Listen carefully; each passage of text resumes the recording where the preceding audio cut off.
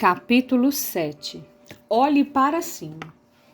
De pé sobre o Monte das Oliveiras, eu contemplava a antiga cidade de Jerusalém. Por milhares de anos, uma pedra rica histórica religiosa se desenvolveu naquela terra.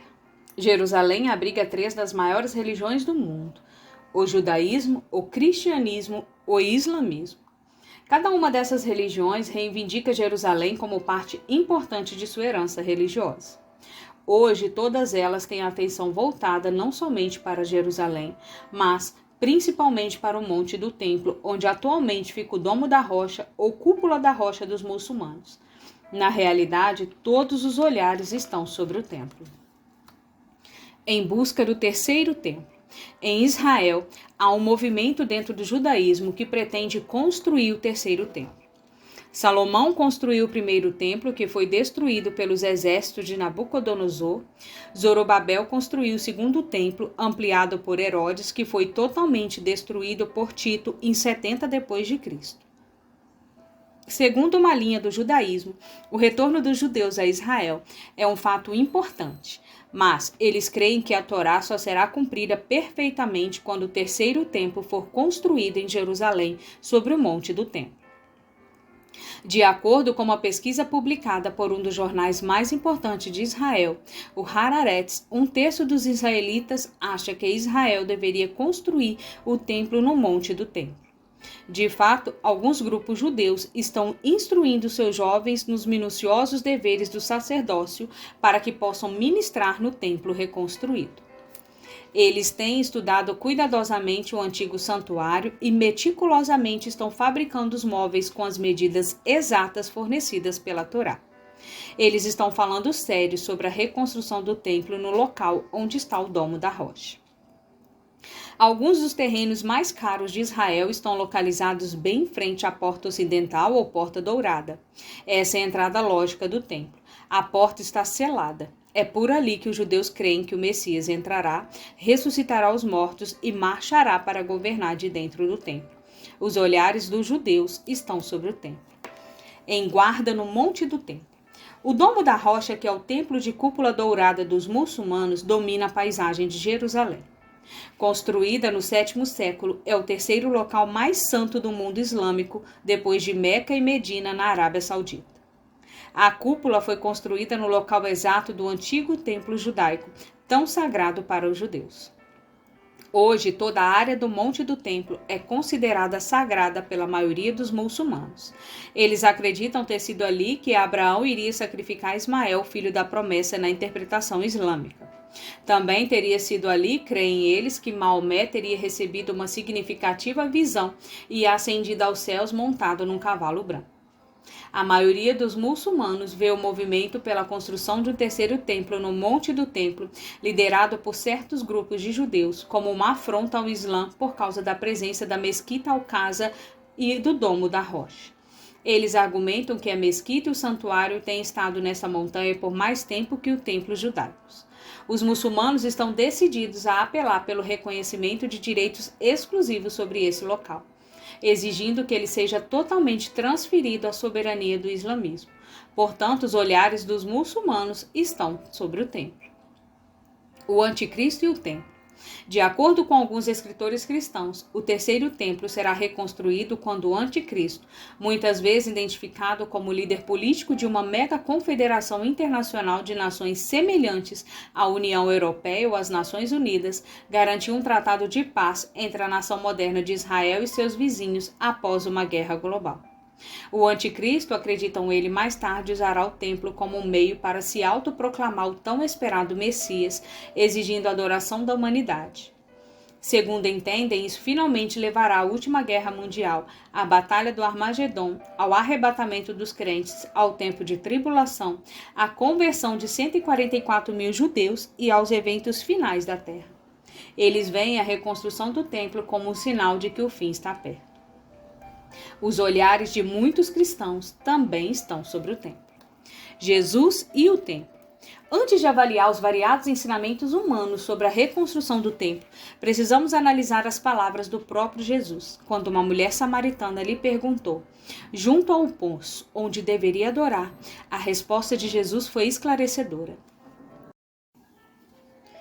Ele compartilhou a eterna verdade de que a adoração não se restringe a um espaço geográfico. Não é nem neste monte, nem em Jerusalém, disse Jesus, mas em espírito e em verdade. João capítulo 4, versículos 21 e 23.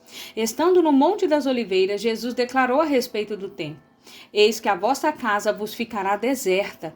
Mateus capítulo 23, versículo 38. Quando Jesus foi crucificado, o véu do templo, que separava o lugar santo do lugar santíssimo, foi rasgado em duas partes, e a glória da presença de Deus deixou o templo para nunca mais voltar. Mateus capítulo 27, versículos 50 e 51. O templo judaico poderá ou não ser reconstruído. A Bíblia não responde diretamente a essa pergunta, mas está claro que ele não tem significado na profecia bíblica. Sobre o templo de Herodes, Jesus declarou: não ficará pedra sobre pedra, serão todas derrubadas. Lucas capítulo 21, verso 6. Essa profecia foi cumprida ao pé da letra quando os exércitos de Tito atacaram e tomaram Jerusalém em 70 depois de Cristo. A maioria dos líderes religiosos não conseguiu entender que o templo, com seus sacrifícios e sacerdotes, apontava para Jesus. Como resultado, eles perderam seus privilégios especiais como povo escolhido de Deus. Olhando para o templo celestial. Hoje, nossos olhares devem estar sobre outro templo, no qual o destino eterno de toda a humanidade está sendo decidido. É o que nos assegura a Bíblia. Ora, o essencial das coisas que temos dito é que possuímos tal sumo sacerdote que se assentou à destra do trono da majestade nos céus, como ministro do santuário e do verdadeiro tabernáculo que o Senhor erigiu, não o homem. Hebreus capítulo 8, verso 1 e 2. Nossos olhos não devem estar fixos em um templo terrestre nem em um sacerdócio terrestre. Eles precisam estar fixos em Jesus Cristo, nosso sacrifício eterno e grande sumo sacerdote. Eles estão concentrados não no que está acontecendo em Israel, mas no que Jesus está fazendo no céu. É o ministério de Jesus como sumo sacerdote que examinaremos a seguir. Há um livro inteiro no Novo Testamento dedicado a explicar o ministério de Cristo no santuário celestial. Compreender e receber os benefícios que Jesus nos oferece, graças ao seu ministério no santuário, faz grande diferença para a nossa vida espiritual. É a diferença entre estar se debatendo na frustração da derrota ou se alegrando na vitória. Entre estar cheio de medo e ansiedade quanto ao futuro ou se alegrando nas promessas de Deus. Entre estar curvado pelo desespero ou amparado pela esperança. O tema do livro de Hebreus pode ser resumido assim: Jesus é o melhor. O templo de Jesus no céu é melhor do que o templo terrestre. O sacrifício de Jesus na cruz é melhor do que o sacrifício de animais. O ministério sacerdotal de Jesus é melhor do que o ministério de sacerdotes terrestres. A palavra-chave no livro de Hebreus é acesso. Pela vida, pela morte, pela ressurreição e pelo ministério sumo sacerdotal de Cristo, nós temos acesso a seu abrangente perdão. Temos acesso a seu poder que capacita, temos acesso à sua envolvente presença, temos acesso às suas promessas que não falham. Estudemos esses 4 aspectos do ministério sumo sacerdotal de Jesus e nos alegremos nas bênçãos que obtemos em Cristo. Primeiro, perdão completo. Tendo, pois, Jesus, o Filho de Deus, como grande sumo sacerdote que adentrou os céus, conservemos firmes a nossa confissão. Hebreus capítulo 4, verso 14. Jesus, o Filho de Deus, tornou-se o Filho do homem para que nós, como filhos de homens, nos tornássemos filhos de Deus. A ênfase de Paulo em Hebreus está na expressão conservemos firmes, ou seja, agarremos, nunca desistamos, que nossa fé esteja centralizada em Jesus, nosso sumo sacerdote. Em Jesus temos tudo aquilo de que precisamos. Por meio da encarnação, nosso Salvador expressou total identificação com as necessidades humanas. Porque não temos um sacerdote que não possa compadecer-se das nossas fraquezas. Antes ele foi tentado em todas as coisas, à nossa semelhança, mas sem pecado. Hebreus capítulo 4, versículo 15. Uma vez que Jesus tornou-se o Filho do homem, ele nos entende melhor do que entendemos a nós mesmos. Ele veio para perto e se identifica com nossas necessidades e fraquezas. Em um de seus livros, o diplomata norte-americano John Foster conta que ao chegar em casa num certo dia dos anos de 1930, encontrou sua filha sentada diante do rádio, chorando incontrolavelmente. Sem compreender o que se passava, ele lhe perguntou por que estava tão triste. Então descobriu que o noticiário acabara de anunciar que tanques japoneses haviam entrado em Cantão, China. A maioria das pessoas provavelmente não havia dado atenção àquela notícia. Aquilo não fazia a menor diferença para elas. Por que então a filha de John Foster estava em lágrimas? Era porque ela havia nascido em Cantão. Lá ela havia frequentado a escola, lá moravam seus amigos. Para ela, Cantão não era algum lugar perdido na distância. Era o lugar em que ela havia crescido, que guardava todas as suas maravilhosas recordações da infância. A diferença está no fato de que ela estivera lá. O fato de Jesus ter estado aqui faz toda a diferença. Não existe nenhuma experiência humana sobre a qual ele não possa dizer, eu sei o que é isso. Quando nosso coração está ferido, quando a vida nos enche os olhos de lágrima, quando a culpa pesa sobre nós, quando a condenação envolve nosso coração, quando as trevas nos encobrem, encontramos refúgio no Cristo que esteve aqui. Ele enfrentou tentações como nós enfrentamos. Ele carregou toda a nossa culpa e condenação na cruz do Calvário. Ele nos compreende e se compadece de todas as nossas necessidades. Portanto, podemos nos aproximar com confiança do trono da graça, a fim de recebermos misericórdia e acharmos graça para socorro e ocasião oportuna. Hebreus capítulo 4, verso 16. Com nossos olhos fixos em Jesus e em seu ministério no santuário celestial, podemos deixar para trás o fardo da culpa e receber sua graça e perdão. Além disso, há uma segunda verdade que encontramos no santuário. Segundo, o poder que nos capacita. No santuário celestial, encontramos não somente perdão para o passado, mas poder para o presente. Descobrimos não somente libertação da culpa do pecado, mas livramento do poder do pecado. Esse poder é revelado em Hebreus capítulo 7, 24 e 25. Jesus, no entanto, tem o seu sacerdócio imutável. Por isso também pode salvar totalmente o que por ele se chegam a Deus, vivendo sempre para interceder por eles. A intercessão de Jesus no santuário celestial tem o poder de salvar todos os que abrirem o coração para a sua graça. Note a expressão, vivendo sempre. Jesus é e será para sempre nosso intercessor e sumo sacerdote. Quando Jesus, por meio da palavra profética, declara que salvará totalmente, o que ele quer dizer? Totalmente significa que Jesus nos salva total e completamente da pena e do poder do pecado. Mas você diz, como pode ser? Eu conheço a mim mesmo melhor do que ninguém, sei das minhas faltas, dos meus pecados secretos. Eu pergunto, você crê na palavra de Jesus ou nos seus sentimentos? Você está olhando para você mesmo ou para Cristo que vive para sempre e intercede no santuário? Reflita sobre essa parte do verso. Por isso também pode salvar totalmente os que por ele se chegam a Deus. Eu quero me achegar a Deus, e você? Porque ele pode nos salvar totalmente, porque ele vive para fazer intercessão por nós. A intercessão que Jesus faz no santuário celestial já está terminado? Será encerrada algum dia? De acordo com o último capítulo da Bíblia, haverá um dia em que cada indivíduo do planeta Terra fará sua decisão final e irrevogável. Ou ficaremos com Cristo ou contra ele. Apocalipse 22 afirma isso claramente. Continue o injusto fazendo injustiça, continue o imundo ainda sendo imundo. O justo continue na prática da justiça e o santo continue a santificar-se. Apocalipse capítulo 22, versículo 11. Cristo vem para dar sua recompensa final. Apocalipse capítulo 22, verso 11. Antes de sua vinda, cada pessoa no planeta Terra terá oportunidade de responder ao convite do seu amor.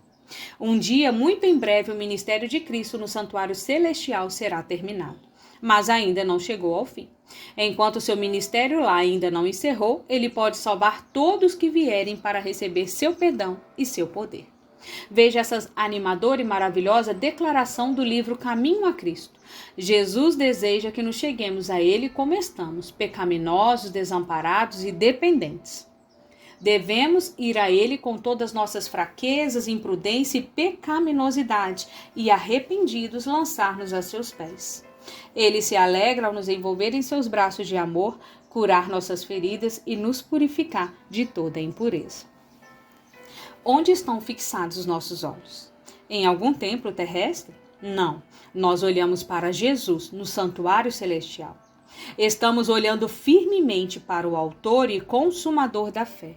Hebreus capítulo 12, verso 1 e 2. Pela fé entramos na presença de Deus, no santuário celestial, e nosso coração fica confiante. Terceiro, presença de Deus. Ao olhar para o santuário celestial, somos levados à presença de Deus. Recebemos a certeza de que Ele também olha para nós e nos estende sua poderosa mão. Veja o que diz o escritor bíblico em Hebreus capítulo 6, dos versos 17 a 20. Por isso, Deus, quando quis mostrar mais firmemente aos herdeiros da promessa a imutabilidade do seu propósito, se interpôs com juramento para que, mediante duas coisas imutáveis, nas quais é impossível que Deus minta, forte alento tenhamos nós que já corremos para o refrigério, a fim de lançar mão da esperança proposta, a qual temos por âncora da alma, segura e firme e que penetra além do véu, onde Jesus, como precursor, entrou por nós, tendo se tornado sumo sacerdote para sempre, segundo a ordem de Melquisedeque. Nos dias do antigo Israel, era impensável que qualquer israelita pudesse entrar na presença de Deus através do véu no lugar santíssimo, no santuário celestial. Somente o sumo sacerdote podia entrar na glória da presença de Deus, então somente uma vez por ano, no dia da expiação. Mas, felizmente, você e eu, pela fé, temos acesso à presença de Deus no santuário celestial. Lá nosso coração fica confiante. Lá encontramos descanso e paz. Quarto, promessas que nunca falham. Olhando para o santuário celestial, também encontramos as promessas de Deus que nunca falham. O capítulo 11 do livro de Hebreus relembra os heróis da fé encontrados no Antigo Testamento. Eles enfrentaram conflitos, desafios, guerras, perseguições e provações, mas se agarraram às promessas de Deus. As promessas de Deus conservaram sua fé, animaram seu coração e elevaram seu espírito. A Bíblia diz que todos estes morreram na fé, sem ter obtido as promessas, vendo-as, porém, de longe, saudando-as e confessando que eram estrangeiros e peregrinos sobre a terra. Hebreus capítulo 11, verso 13. Seu coração ansiava a terra prometida. Eles compreenderam a realidade da promessa de Deus de que ele lhes preparou uma cidade. Hebreus capítulo 11, verso 16. Assim como as promessas de Deus animaram seu coração em tempos de provação, elas também animam nosso coração. A mensagem do santuário celestial é de que Deus está em seu trono. Em breve, a justiça reinará e suas promessas serão cumpridas. Nações se enfrentam em conflitos, economias mundiais pendem por um fio, a incerteza política se levanta no horizonte. O tráfico de drogas e a violência fazem de muitas cidades um campo de guerra. A pobreza oprime milhões de pessoas e a desigualdade entre ricos e pobres se aprofunda dia a dia. Os padrões meteorológicos do mundo estão mudando de maneira gradual e dramática, tornando o aquecimento global uma ameaça ao nosso planeta. Mas, pela fé, entramos no santuário celestial. Lá nosso coração fica confiante. As promessas de Deus não falham. Do santuário ao tempo do fim. Não muito tempo depois de deixar o Egito, os israelitas chegaram ao Monte Sinai. Quando estavam lá, Deus disse a Moisés: "E me farão um santuário, para que eu possa habitar no meio deles."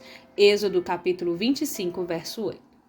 E o santuário terrestre era um modelo em escala, uma miniatura original do céu.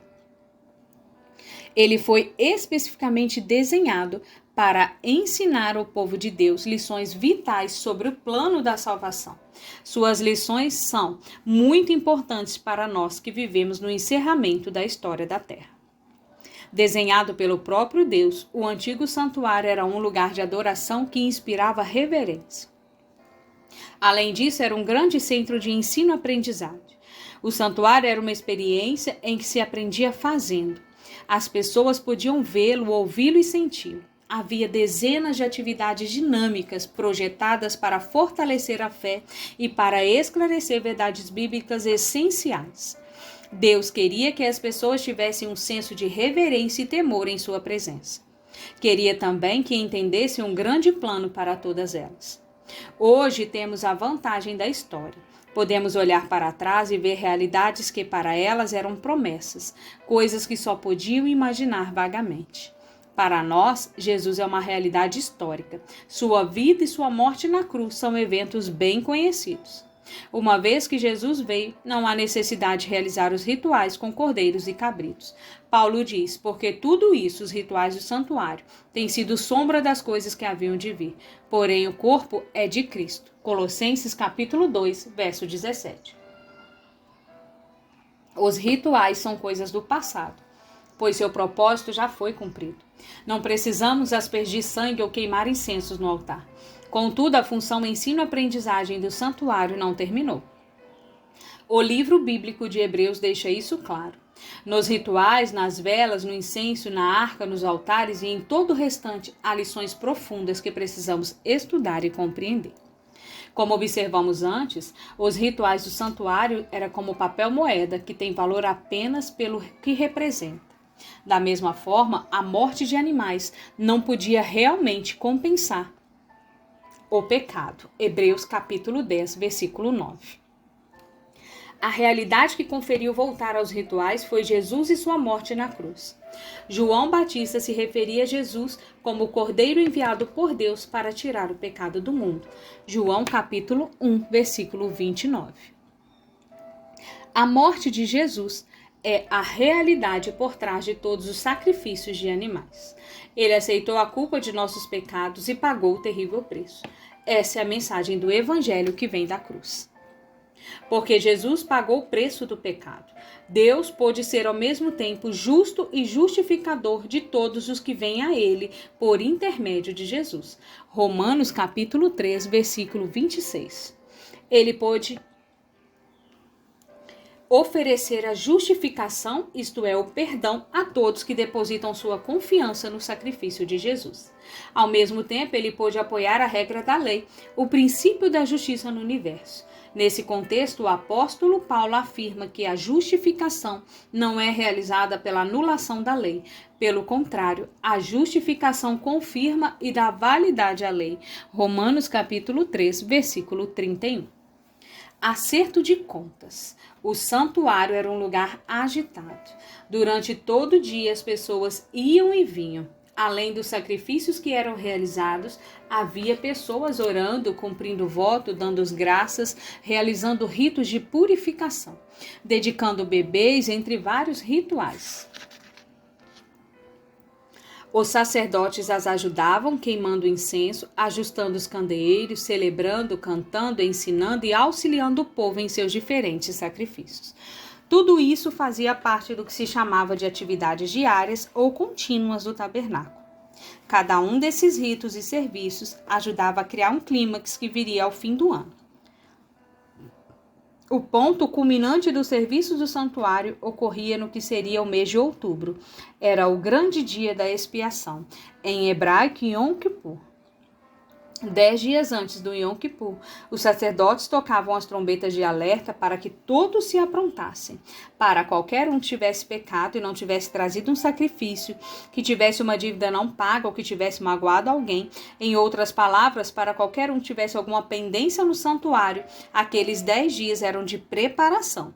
Pois o dia da expiação é reconhecido pelos judeus como um dia de julgamento, de prestação de contas perante Deus. Pago por Jesus. No antigo dia da expiação, cada pessoa do povo de Israel passava em juízo perante Deus. No entanto, o povo não precisava ficar na fila para entrar no santuário. Em vez disso, todos entravam juntos, representados pelo sumo sacerdote. Podemos dizer que o sumo sacerdote era o procurador do povo, seu representante. Ele não entrava somente pelo povo, mas com o povo. O sumo sacerdote era o representante das pessoas na corte, mas não como advogado moderno que argumenta e pleiteia, tratando de convencer o juiz de que seu cliente é inocente. Em vez disso, o sumo sacerdote tomava o lugar de cada um que trazia um sacrifício, confiando nos méritos do sangue que era derramado em seu favor. Ele assumia a identidade das pessoas e a culpa que era delas. Isso está representado na cena do julgamento em Daniel capítulo 7. O profeta diz: continuei olhando até que foram postos uns tronos, e o ancião de dia se assentou. Sua veste era branca como a neve e os cabelos da cabeça como a pura lã. O seu trono eram chamas de fogo e suas rodas eram fogo ardente. Um rio de fogo manava e saía de diante dele. Milhares de milhares o serviam e miríades de miríades estavam diante dele. Assentou-se o tribunal e se abriram os livros. Verso 9 e 10.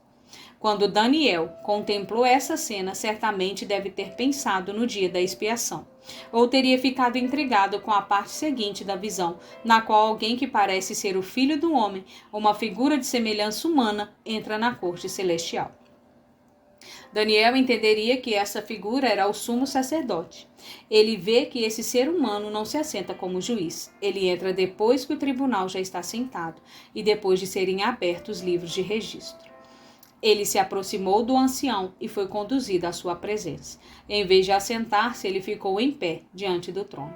Por que esse filho do homem, sumo sacerdote, é tratado como um prisioneiro diante do tribunal? Porque, como substituto do povo, ele é tido como pecador. Em favor do povo, ele vai ao tribunal como réu, como se ele mesmo estivesse sendo julgado. A boa notícia é que o Filho do Homem não entrou no tribunal de mãos vazias. Ele entrou depois de já ter pago o preço do pecado. Por meio de um sacrifício de sangue, sua morte na cruz, ele obteve perdão completo por cada pecado que ele levou. Estamos falando de justificação pela fé. A cerimônia do Yom Kippur fica bem no centro dessa doutrina. Estamos falando sobre o Evangelho. A palavra Evangelho significa boas novas. E que notícia pode ser melhor do que essa? Que Jesus Cristo, ao tomar nosso lugar na cruz, conquistou o direito de tomar nosso lugar no julgamento. Hebreus capítulo 9, versos 11 e 12. Dia D. O santuário fazia parte da vida das pessoas todos os dias do ano, mas era no Yom Kippur que todos os olhares se voltavam para ele de modo especial. Toda a atividade regular cessava no dia da expiação. Todos jejuavam. As pessoas que moravam muito longe oravam com o rosto voltado para Jerusalém. Os que moravam a uma distância razoável vinham pessoalmente se reunir em volta do tabernáculo. Lá eles esperavam completo silêncio, pois o que ocorria no interior do tabernáculo exigia total atenção. A cerimônia do Yom Kippur era como uma auditoria, não para descobrir se alguém havia pecado, não havia dúvida quanto a isso, mas para mostrar quem havia aproveitado a promessa de perdão. Humildade e confissão. O povo se reunia em volta do santuário e observava a cerimônia com intenso interesse, mas eles eram muito mais do que espectadores. Enquanto o sumo sacerdote entrava em lugar do povo na presença de Deus, as pessoas tinham que afligir sua alma. Isso significava um exame de consciência, uma recapitulação do ano que passara, uma reafirmação de sua sinceridade e arrependimento. Os 10 dias de preparação deviam ser usados para acertar contas, pedir perdão e pôr as coisas em ordem. Mas quem pode se lembrar de todos os seus pecados? O pecado não é uma lista de coisas más que fizemos. Na verdade, é uma condição que permeia o coração. A aflição da alma era uma atitude de contritão. Era agarrar-se à misericórdia de Deus depois de um esforço sincero e diligente de fazer o que é certo. Era essa atitude que os tirava do campo dos rebeldes e mostrava que eles tinham aceitado o perdão que lhes fora garantido a um terrível custo. Qualquer um que não se afligisse no dia da expiação seria eliminado, deixando de fazer parte do povo escolhido. Levíticos capítulo 23, versos 27 e 29. De fato, esses se tornariam gentios, separados da comunidade de Israel e estranhos às alianças da promessa, não tendo esperança e sem Deus no mundo. Efésios capítulo 2, versículo 12. Quem será aprovado no juízo? O grande Yom Kippur de todas as eras? Aquele que cumprir duas condições. A primeira é o sangue sobre o altar, ou seja, é aceitar o perdão de nossos pecados que Deus nos oferece por sua graça e misericórdia. A segunda é a aflição da alma, uma contínua atitude de arrependimento, sinceridade e contrição. Isso quer dizer que não adotamos uma confortável aceitação do mal e não nos agarramos aos pecados cultivados. Na verdade, buscamos uma atitude que está intimamente relacionada ao crescimento diário na graça e uma vida de santidade. Em pé diante do trono. Você deve se lembrar de uma parábola que Jesus contou sobre o juízo. Cristo disse que quando vier em sua majestade todos os anjos com ele, então se assentará no trono da sua glória e todas as nações serão reunidas em sua presença. E ele separará uns dos outros como o pastor separa dos cabritos as ovelhas e porá as ovelhas à sua direita, mas os cabritos à esquerda. Mateus capítulo 25, versos 31 a 33. À primeira vista, essa parábola parece apresentar uma visão do juízo diferente daquela que acabamos de estudar, o dia da expiação e a visão de Daniel 7. Mesmo assim, os dois conceitos se harmonizam perfeitamente. Note que o juízo representado nessa parábola não é um inquérito. As ovelhas não são examinadas. O juiz já sabe de onde elas são. A parábola representa a fase de sentença do juízo. A fase investigativa já foi conduzida. É por isso que a profecia do Apocalipse afirma que é chegada a hora do seu juízo. Apocalipse capítulo 14, verso 7. O julgamento ocorre nas cortes eternas do céu antes de Jesus voltar à terra. Nossos olhos estão centralizados no templo celestial e na obra final de Jesus como Salvador, Redentor, Juiz e Rei vindouro. Semelhantemente, o apóstolo Paulo diz que na segunda vinda a trombeta de Deus soará e os mortos em Cristo ressuscitarão primeiro. 1 Tessalonicenses capítulo 4, verso 16. Note a expressão mortos em Cristo. Isso nos diz igualmente que, antes mesmo que se levantem, os mortos já estão classificados como pertencentes a Ele. Essa e outras passagens das Escrituras confirmam o que já observamos, que a fase investigativa do juízo ocorre antes de Jesus voltar. Isso também é chamado de juízo pré-advento. Ele luta por nós. Não há dúvida de que a história de nosso planeta está na reta final. As longas eras de pecado e sofrimento estão quase no fim. Agora mesmo, enquanto você lê esse parágrafo, Jesus está apresentando o nosso caso na corte celestial. Algumas perguntas fundamentais precisam ser feitas. Hoje, ao soarem as trombetas de alerta, eu terei colocado minhas mãos nas de Jesus, minha única esperança? Eu terei, por sincera confissão, pedido perdão por meus pecados e feito tudo o que está em minhas forças para endireitar minha vida?